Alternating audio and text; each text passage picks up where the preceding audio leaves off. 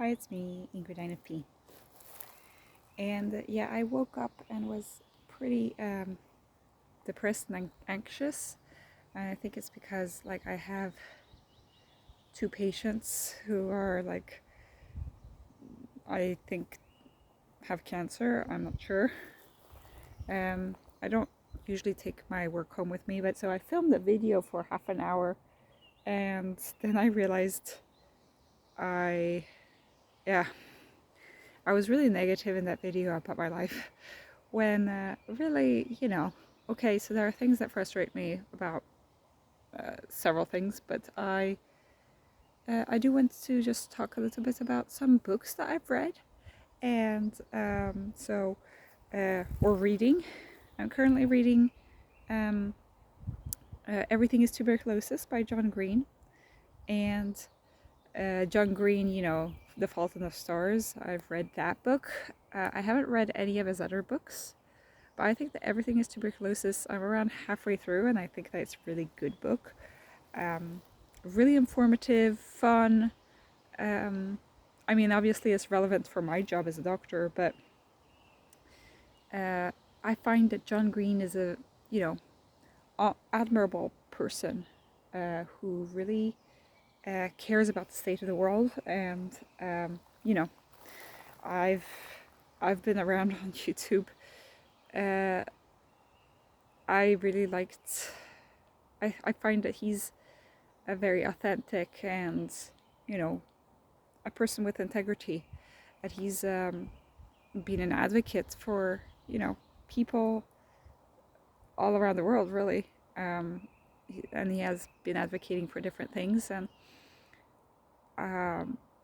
yeah, so even as a vlog brother, at the Nerd Fighter era, I'm old, and I have, and I was part of the Nerd Fighteria community, and whatever the sign was, something like this.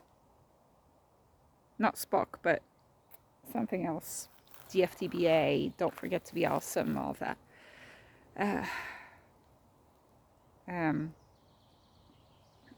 I've been through all of that, and I really loved it. And I read The Fault in the Stars when I was 16. So by then I thought it was a great book, but now I know, okay, it's young adult. It's not the best literature out there, but it was popular and it was good, I guess. But what's happened is that he has now written some non-fiction books, and this book was about it was about tuberculosis and how he went to Sierra Leone and met a young man with tuberculosis, and he goes a little bit into the history of tuberculosis and how it has shaped our culture, and the beauty standards of being emaciated like somebody who was dying of consumption, which was tuberculosis.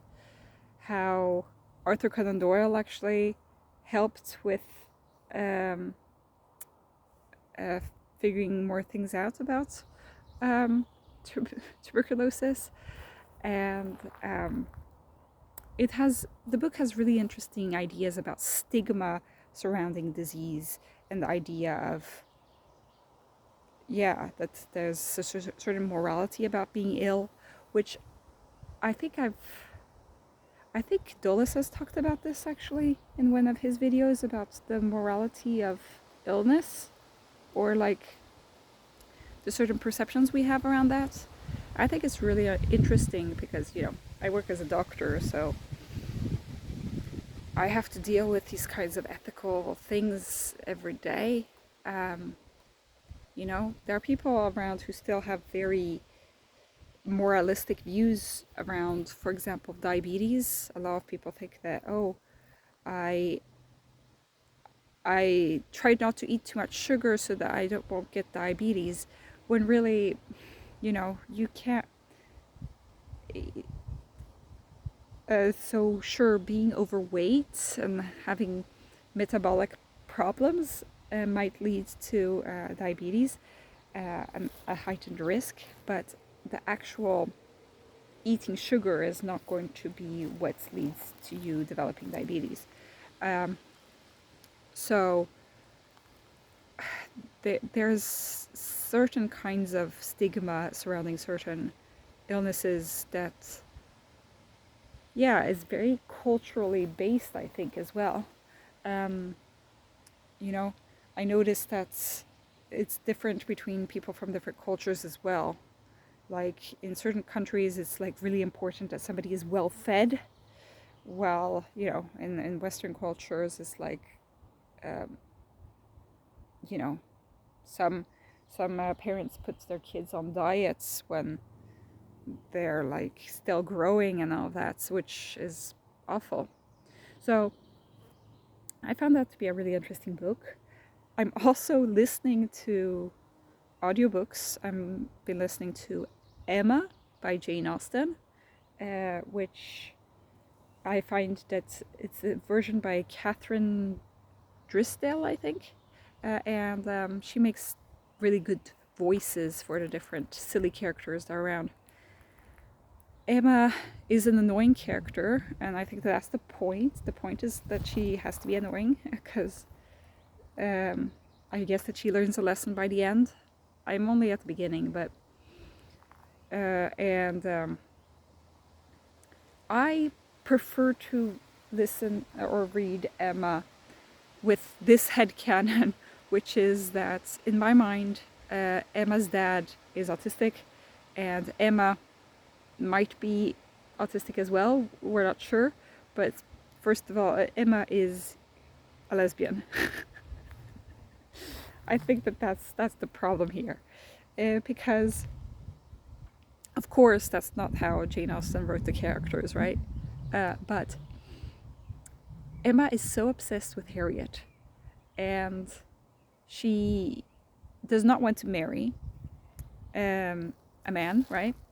And she's very adamant about that, and she just keeps hating on all of the marriage proposals that Harriet gets, and also on her sister's marriage, and she's just so supportive of other women. And yeah, I mean, obviously I'm going a little bit far by saying that she's a lesbian, but it's kind of funny to read the book with that in mind, because things make sense that, you know, maybe wouldn't make sense otherwise. And also the fact that the dad is autistic, like he never wants any change, and he never wants to meet new people, and he just is very rigid in his thinking, and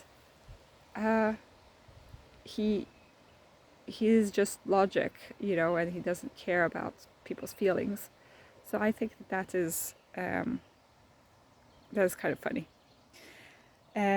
What is less, I just have a hard time with Jane Austen books, I guess, in general, because I can't remember. There comes a certain limit to the amount of characters that I can keep in my head, and when sometimes the people have the same, you know, they're brothers, and so they have the same last name. So there's like John Knightley, and there's some other Mr. Knightley, and I can't keep track of who is who.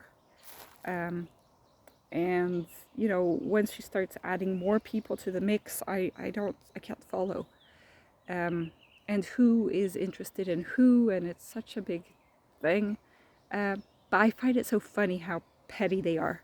So I'm listening to that. I'm also listening on audiobook to a book called The No Bullshit Guide till Din Hälsa, which is basically the No Bullshit Guide to Your Health by, is it Fredrik or Jesper? I don't know. Salén is his last name. And it's by a general practice doctor about his patients, and it's about how to take care of your health without having to deal with all of the bullshit that you might see online or that you might get from people who aren't medical professionals, and also that you might not even hear from the medical professionals themselves. So I'm only a little bit of the way in, but I find that he explains things pretty simply, and it's kind of like he talks to you like he's your friend. I think that this one is also good on audiobook because he is the one who's narrating his own audiobook, and that's usually the best audiobooks, to be fair. Like, you know, I think that it's a really good book. So that's about the books that I'm currently reading. So I have 3 of them, but one book I'm also currently, you know, I've started a few other books, but I can't.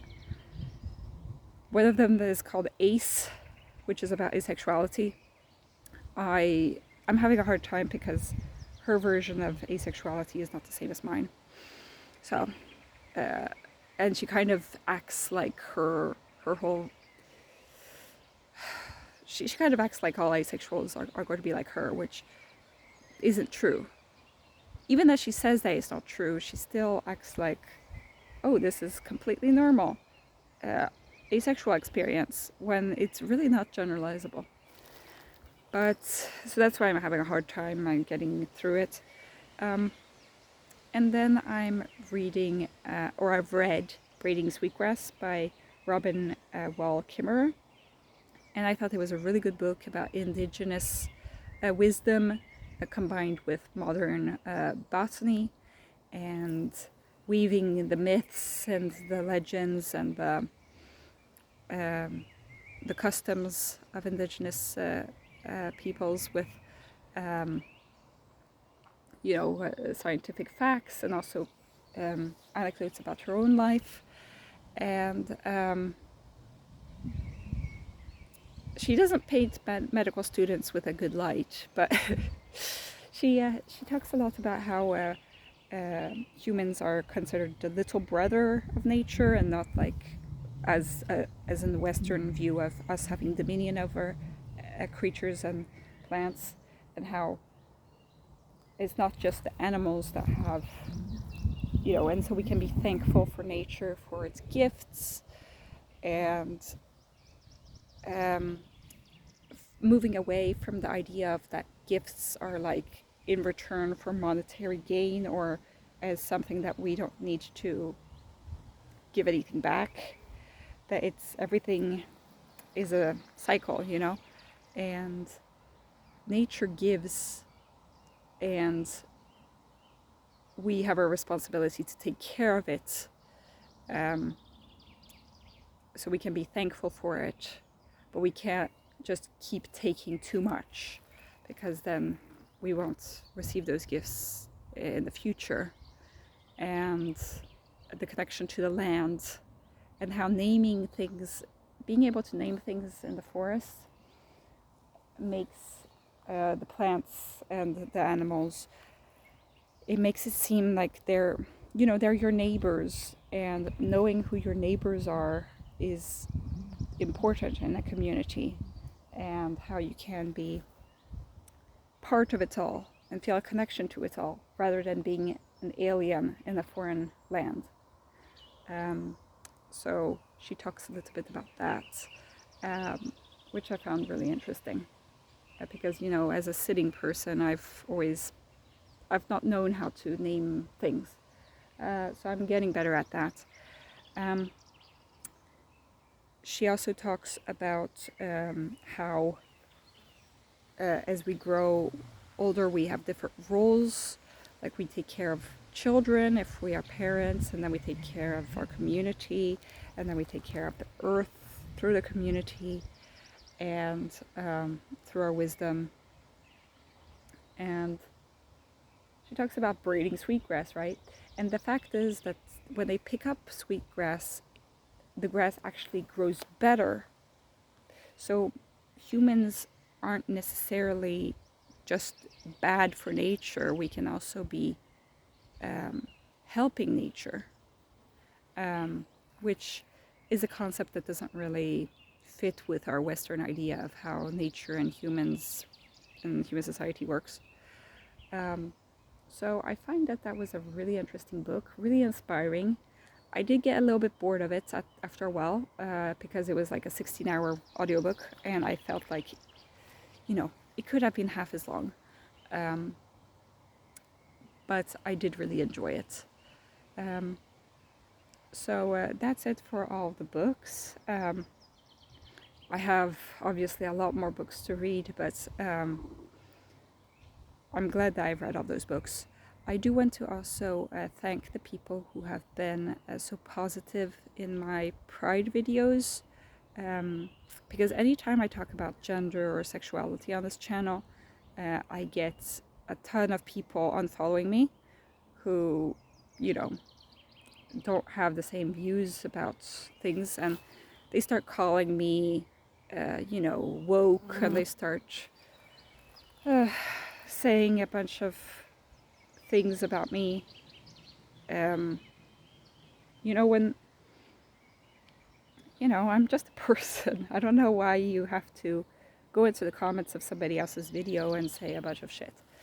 I mean, trust me, I've been there. I have said shit about people in their YouTube videos, but I've stopped with that because what are you trying to accomplish?